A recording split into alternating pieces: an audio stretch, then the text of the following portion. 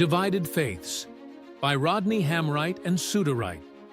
Divided Faiths examines the contrast between superficial inclusion, cosmetic diversity, and genuine commitment, structural equity, within the church world. Cosmetic diversity is the visible presence of black and brown faces in promotional materials, choirs, marketing, and other platforms to just showcase an appearance of diversity. Whereas structural equity is the equal access to leadership roles, resources, and decision-making processes. Now at RodneyHamrightBooks.com and Amazon, Audible, iTunes, or listen on Apple Podcast. Chapter 1. The Sunday Morning Picture. Divided 1. There was almost no one on the streets when Veronica Daniels walked from her rental car to the First Community Church. The air hung with the final hush of night. Damp, soft, city quiet, not country quiet. It had rained before dawn, and drops clung to the eaves, cast in orange from the last street lamp flickering on the corner. She pulled her blazer close, knuckles white around a battered leather folder. Her hair, short and loose curled, collected the morning's humidity and turned it to a frizzed halo. There was no need to check the building number. The stained glass had given it away, even from half a block out. The glass was new, not like the old leaded stories in the city's historic downtown, but dense sheets of color in sharp geometric blocks. 4 panes faced east, and the rising sun had already found them. Each rectangle glowed, blood orange, grassy green, marine blue. The final square a purple so deep it seemed to drink the light. Veronica stood for a moment, shivering from more than cold. She imagined herself standing inside those panes, luminous and faceless, cast in someone else's story. She went in the side entrance as directed. The lockbox code worked, and the heavy fire door sighed open. The inside of the church smelled of laminate, burnt coffee, and the industrial disinfectant they used after COVID. Her footsteps echoed on the polished floor, a faint squeak with each step. And then she heard the voices. Music, tangled with stray harmony, somewhere beyond the double doors. Veronica followed, heels tapping, all the while glancing at the soft glow from the sanctuary windows. The voices sharpened as she drew nearer. Someone, a woman, singing laid with an unforced ease. A run of Hosanna in the Highest, held sweet and then split off into counterpoint by 2 men and 2 other women. 5 singers, as she'd been told in the email.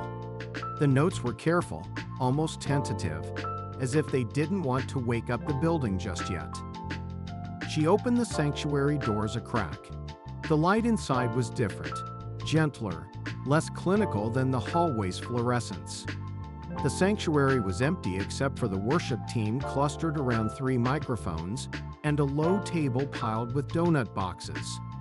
Behind them, the rainbow windows turned the platform into a patchwork of colors, and on the left wall, someone had wheeled in a soft box lamp for a video shoot. Veronica slipped into a pew near the back and watched. The choir director stood to one side, hunched over an iPad. The singers wore matching navy robes, lightweight, almost academic, with a wide white collar that made their heads look like they floated above the fabric. There was a tall, pale man on the left, a black woman, regal and assured in the center. 2 white women flanking her, both with hair tied back in glossy knots, and another man, short and caramel-skinned, to the far right. Each stood in a straight line, angled just so to the camera position front and center. Veronica unlocked her phone, thumbed open her note app, and started typing. 5 singers. Center, black woman, tall braided bun. Stands with hands clasped, left thumb over right, steady gaze. Both flanks, white women, identical posture. Left end, Tall white man, slouches slightly. Right end, Latino woman, shorter, eyes on music stand. She watched for a moment more, feeling the soft pressure of space. The director lifted his hand, and the singer started again. A slow gospel number this time, and the black woman's voice soared above the others, clear and resonant. The sound technician, an older man with neatly parted hair and a battered windbreaker, nodded in rhythm and occasionally fiddled with the board. Veronica's eyes kept drifting to the camera, red LED blinking, pointed straight at the choir. Next to it, on a small tripod, a phone captured a vertical video. She recognized the brand from her work. They'd want a promo cut for Instagram, another for the website's landing page. The director's iPad flashed with each take, time-stamped, every mistake noted for later. No one looked at her or seemed to notice her presence at all. She preferred it this way. Another note. Video capture, camera, DSLR, phone vertical, both fixed on center. No cutaways to congregation, likely staged for diversity optic. They sang through 2 more songs, then the director called for a break. The team dispersed, unwrapping donuts and pouring coffee from a battered mug. The black woman sat first, stretching her legs in the front pew, head bowed as she scrolled through her phone. The tall white man wandered the perimeter, making a show of being interested in the architecture. It was at this point that Veronica's phone buzzed, a reminder for the second appointment, 40 minutes from now. She dismissed it, but the buzz snapped her back to the task. She pressed her tongue to the back of her teeth, willing away the sickly metallic taste that always crept in at this part of the process. She stood, slid her folder under her arm, and headed for the welcome table by the entrance. The greeter was already there, a middle-aged woman in a bright yellow cardigan, pin reading, "Ask me anything." Her smile was a bit too eager, and her eyes flicked to Veronica's name tag. "Good morning. You must be Dr. Daniels. Can I get you a bulletin? Coffee?" Veronica took the bulletin, declined the coffee. The cover of the bulletin showed a group of congregants standing on the church steps, every skin tone represented. The shot arranged so that the black woman from the choir appeared front and center, holding a Bible and smiling up at the sky. There was a white woman on one side, hand on the black woman's shoulder, and a man with a salt and pepper beard on the other, looking not at the camera, but at her, mid-laugh. The headline, "Welcoming all people, worshiping one God." Veronica's grip tightened on the paper. She felt her jaw clench, an ache at the base of her skull that pulsed with each heartbeat. She wanted to crumble the bulletin, throw it away, but forced herself to simply fold it in half, careful and neat. "Thank you," she said, forcing her own smile. "You're ready for a big morning, I see." The greeter beamed. "We are so excited. We've got the best choir in the city, and our new tech director, he's from New York, is live streaming the whole service." Veronica nodded, not trusting herself to say more. She drifted back to the sanctuary and watched as the singers regrouped. The black woman, still at center, accepted a second microphone from the director and tested it, eyes on the camera the whole time.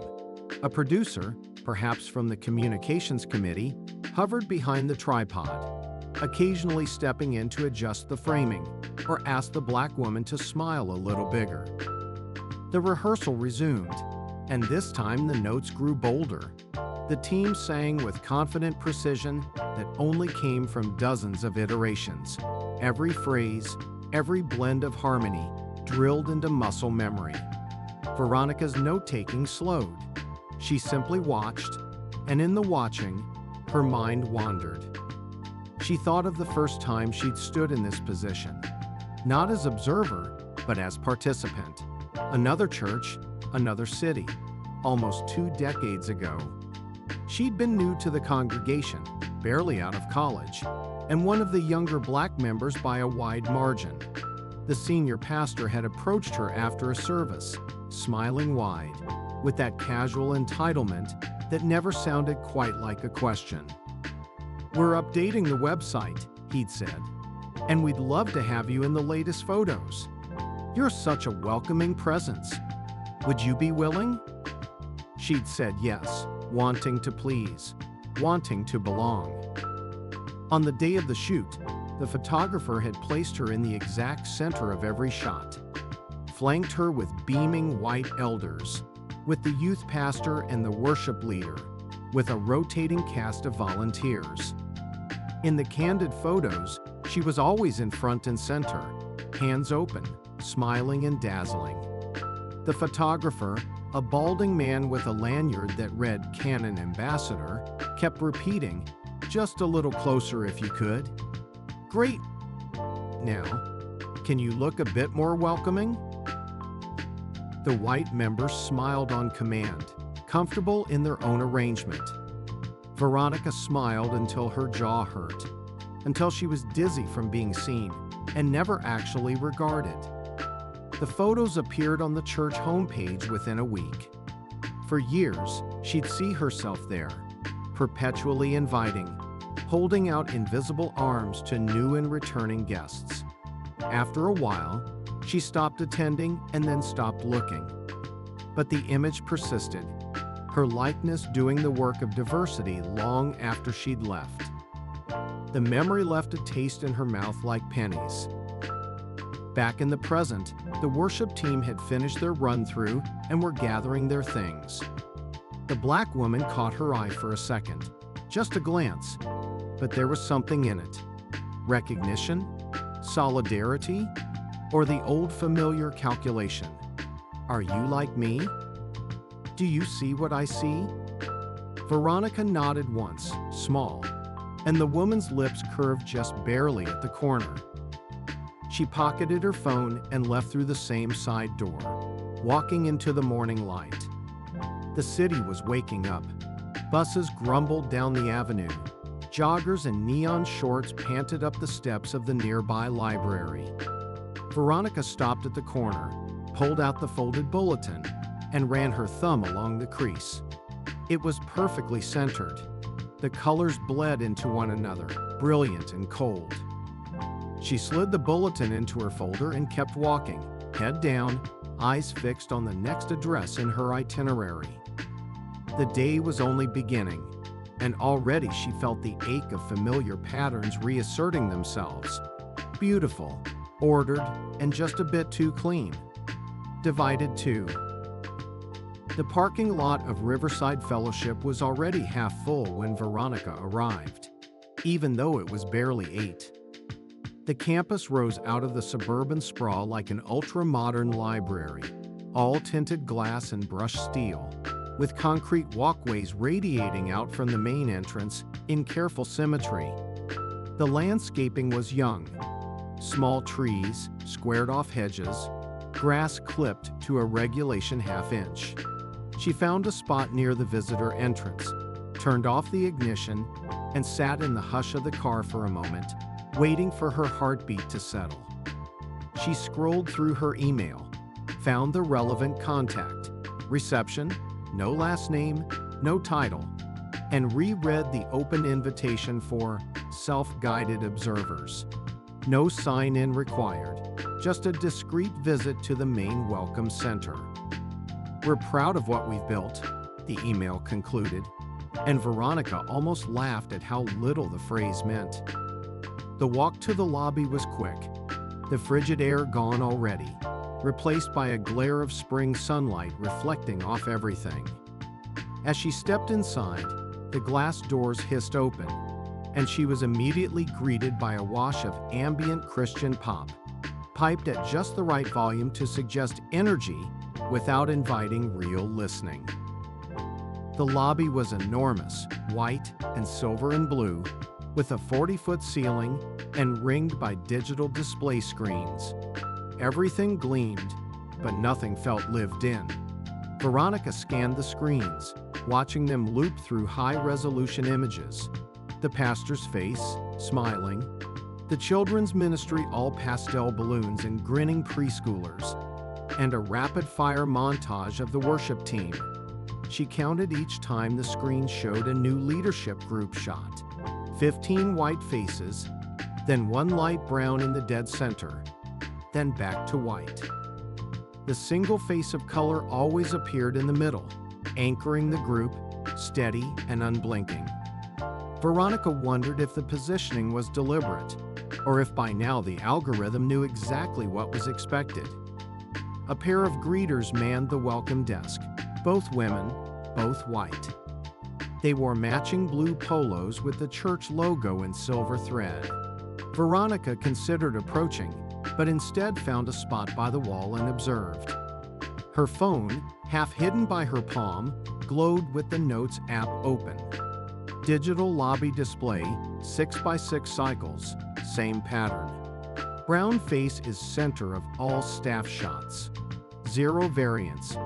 Pastor face, 6x in 5 minutes. A family entered.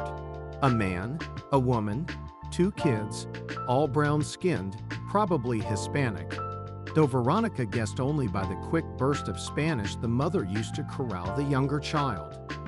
The greeters smiled and stood in perfect synchrony, hands clasped just above their waists. They waited until the family crossed the blue carpet before launching into a practice greeting, warm but faintly patronizing, as if greeting tourists to a museum. The older greeter produced a children's ministry flyer, then with a practiced pivot, reached into a small cubby and withdrew a Spanish-language version of the same flyer. "Para usted," she said, with the careful diction of someone who learned the phrase last night.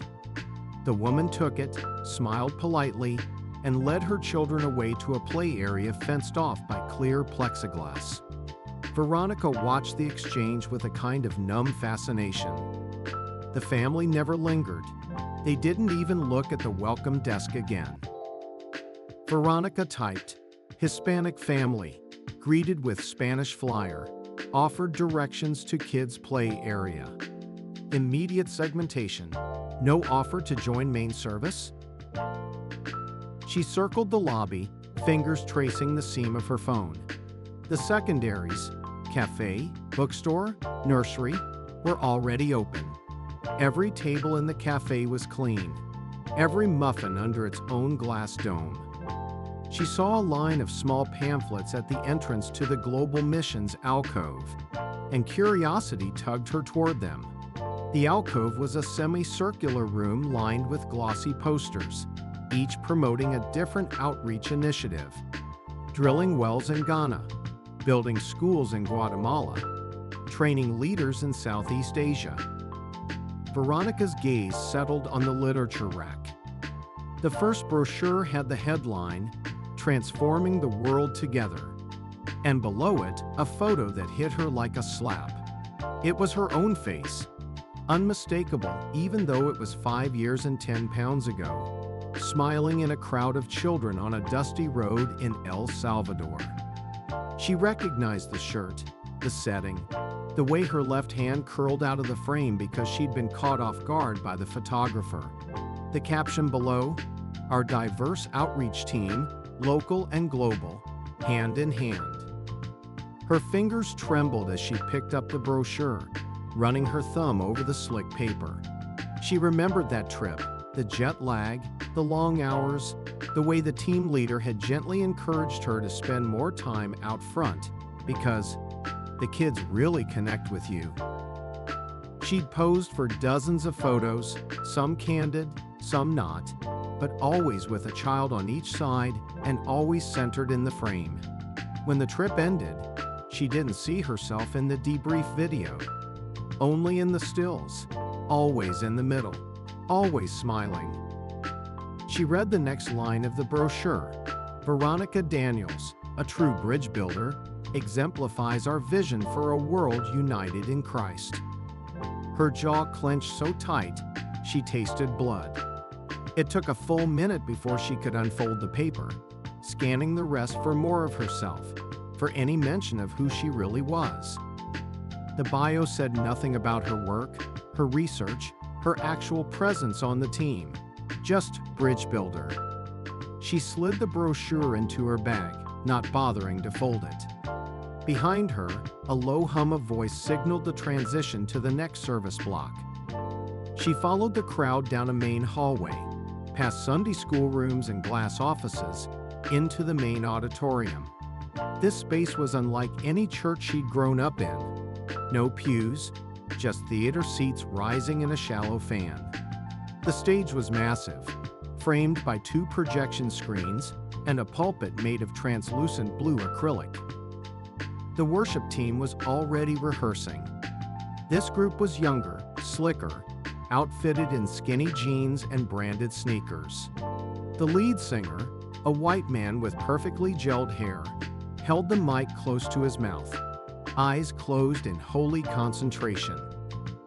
To his left, a keyboardist, white, female, hair platinum and sharp, traded riffs with the electric guitarist, who stood out for being both the only Asian face on stage and for how far back he'd been positioned, half shrouded by a column of LED lights.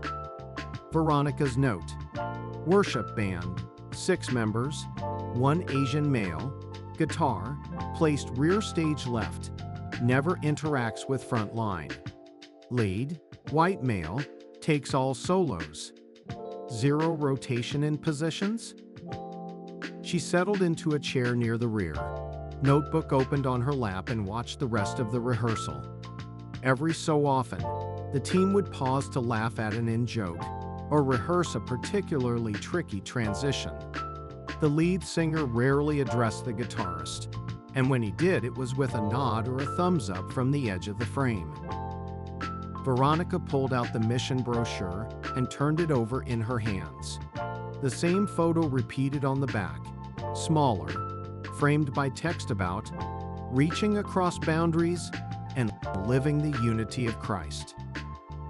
She traced the curve of her own smile with a fingernail, as if she could erase it. Instead, she wrote in her notebook, "Faces without voices, present for effect, not for substance.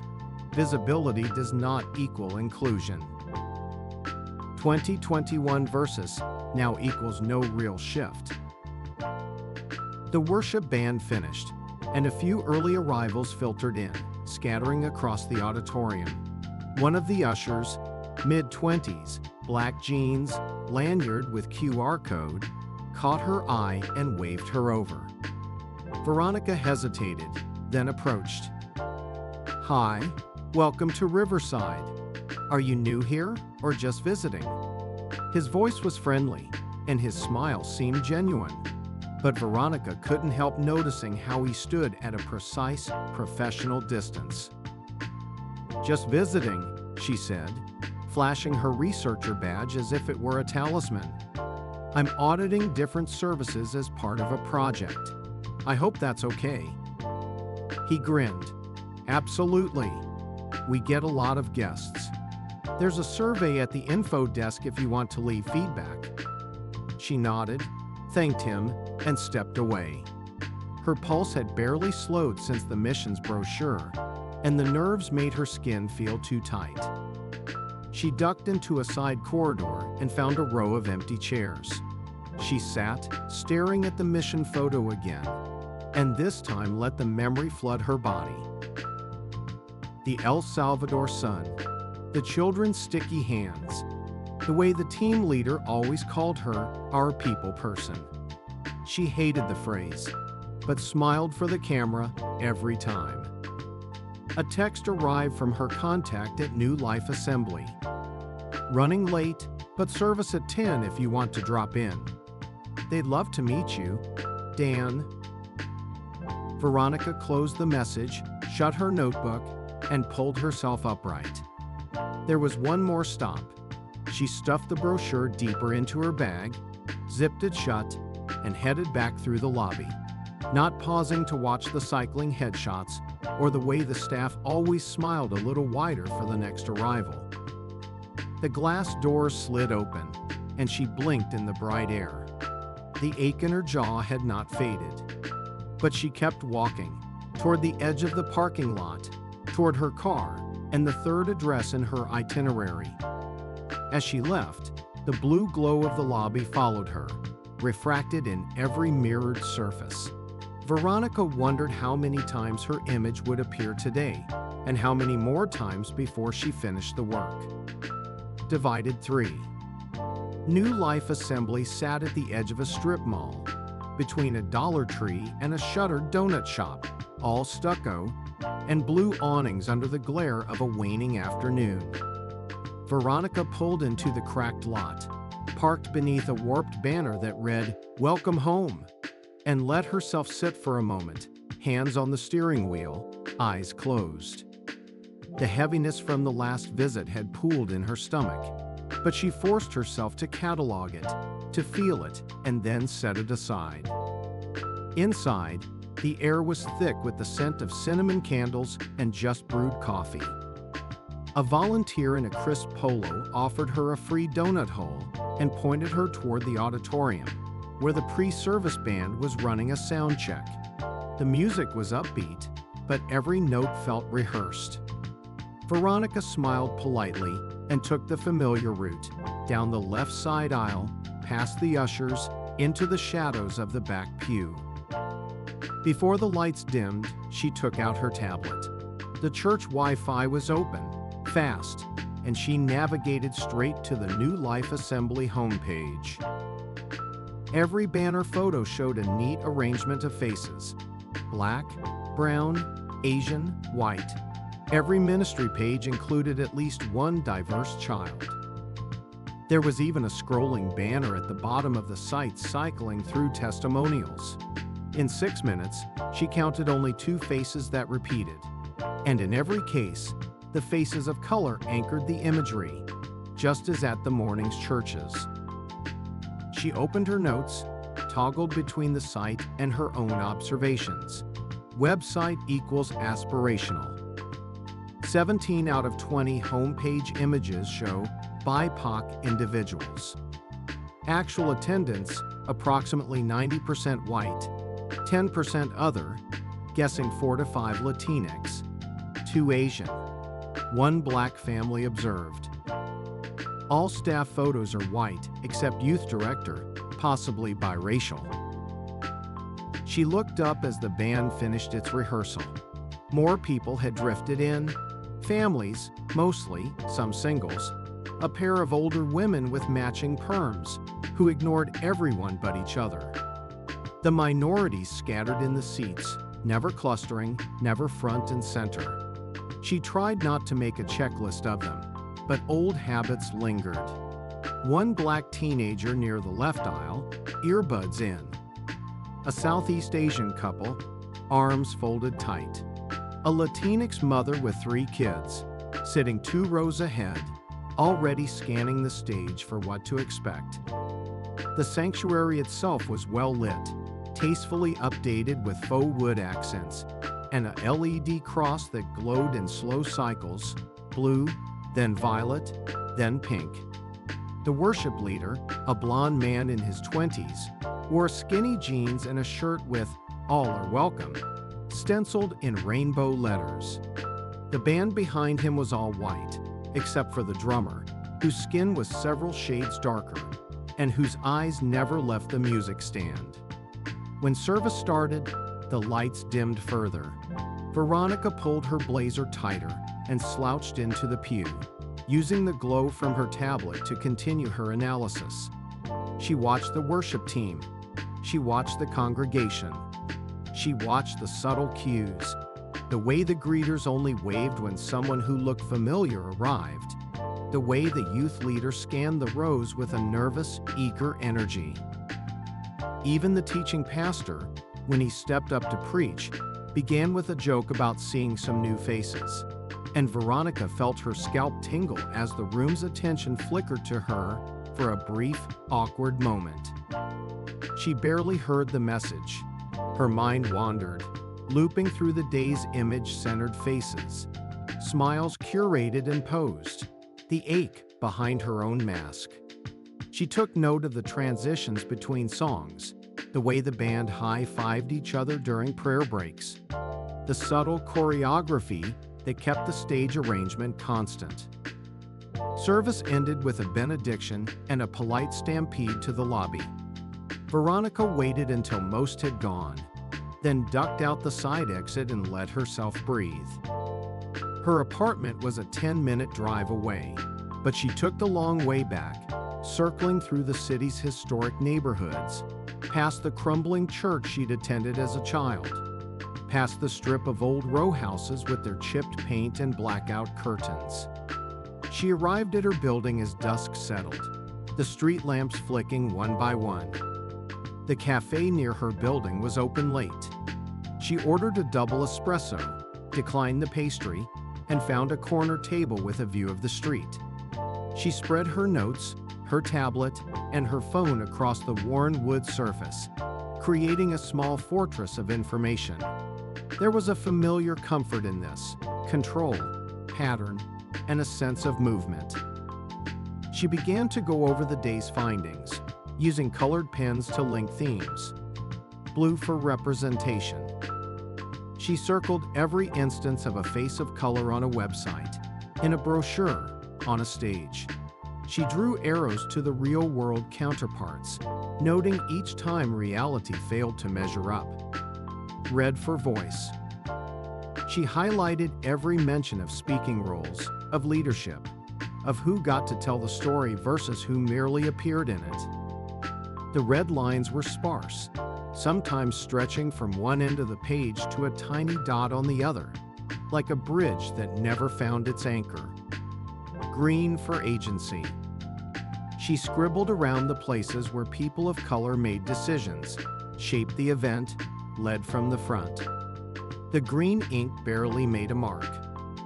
She paused, looked at the chaos of color, and felt the old familiar exhaustion.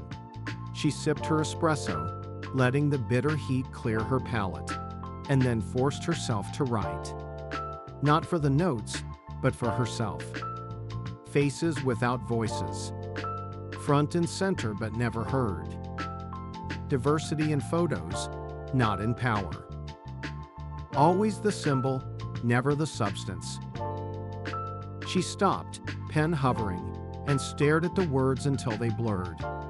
She tapped the table with the end of the pen, the same nervous habit she'd had since high school. A memory flashed. The yearbook committee, the photographer telling her, "You make the page pop.